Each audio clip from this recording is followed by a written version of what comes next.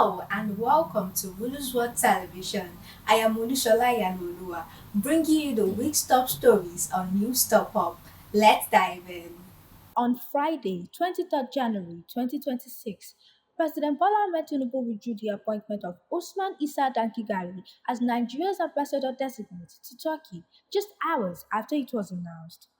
The initial posting on Thursday, 22nd January, had named Colonel Lateef Kayode Are as ambassador-designate to the United States, Ambassador Ayodele Oke to France, Ambassador Aminu Dalautu as High Commissioner-designate to the United Kingdom, and Usman Issa Dankigari to Turkey.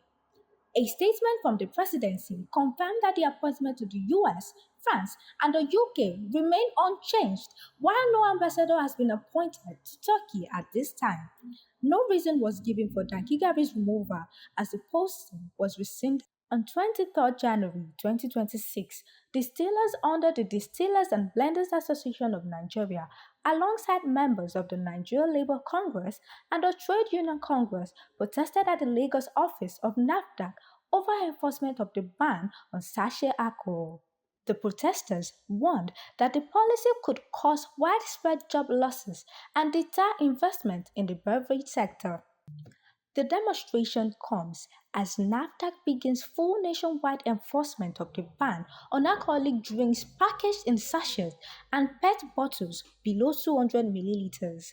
Following the expiration of a temporary suspension on 31st December 2025, labor unions and industry players are urging the government to reconsider the policy or support workers affected by it.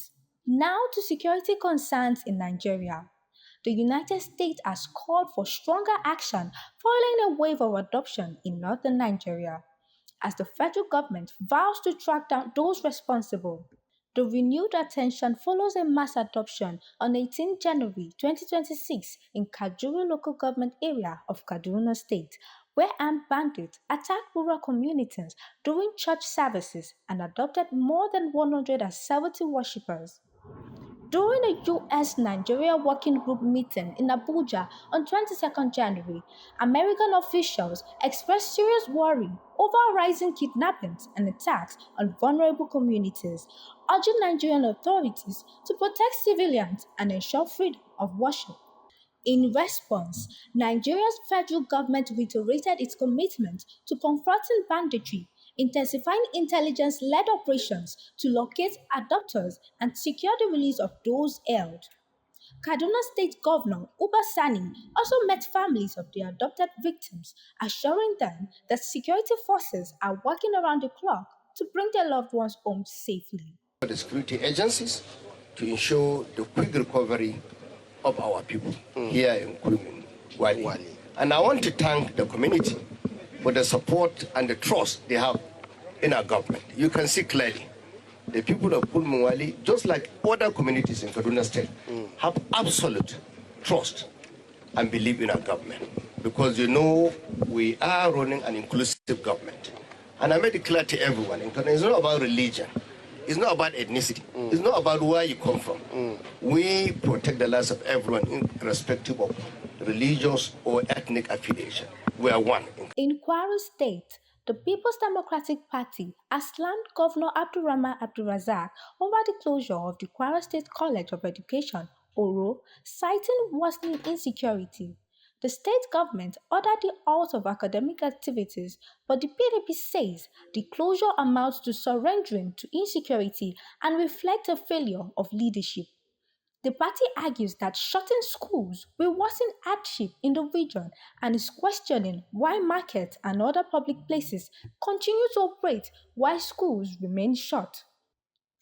This criticism comes amid growing security concerns in Kwara, with the PDP calling for more effective measures to protect citizens and keep education uninterrupted. Governor Abdulrazak administration has yet to respond publicly. In entertainment news, businessman Dr. Deji Adeleke, father of Afrobeat star Davido, addressed renewed paternity claims linking his son to a 12-year-old girl in Ibadan. It dismissed the allegation, saying Multiple DNA tests carried out over the years showed zero probability that Davido is the child's father.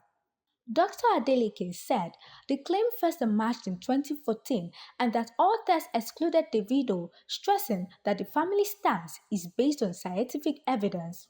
What has happened since I received a letter in 2014 from a lawyer in Ibadan alleging that my son David got somebody pregnant and abandoned the person with the child.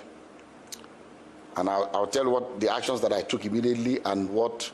But the reason why I call this conference, press conference, is for us to address. I'm not even sure if it's legal for someone to impersonate a minor. This Kemi Olu lawyer has been after my son David for many years. Everything she says about David is always negative and negative, trying to put him in bad light, with the public. This that I'm about to read to you is what I received from the sister to Anu's mom that lives in Abuja. I'm not going to mention her name, but she's in communication with me. Say, good afternoon, sir. So I hope your day is going well. I just saw this on a blog post. I just wanted to clarify that the account is not run by me, Ayo, or my mom. The account is run by Kemi Olu lawyer, whom we have cut ties with years ago. I really do not know why she keeps posting these things, knowing fully well that we are no longer in communication. We have reached out to her several times to stop posting anything about Anu. I'm sorry if this embarrasses your family in any way. Like I said, I have 14 grandchildren. So what will one more do? Is it that I will not be able to afford to do things for her or bring her into my family? But there's science. DNA. If you say you are my granddaughter and the science has proven that you are my granddaughter, I will gladly accept her. He added that they would accept the child if credible proof was presented.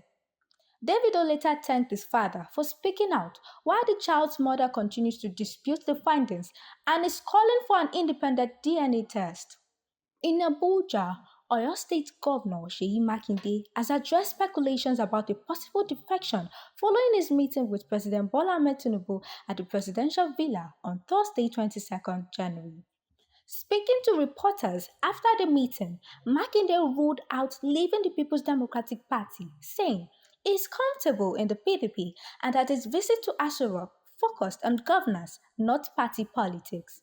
He emphasized the importance of cooperation across party lines to address national issues, but made it clear this does not signal a shift in his political allegiance. That's all for now. Stay updated with latest trends by subscribing to our YouTube channel, Bulus What Television. Once again, I'm Olushola Yanolua. Thanks for watching.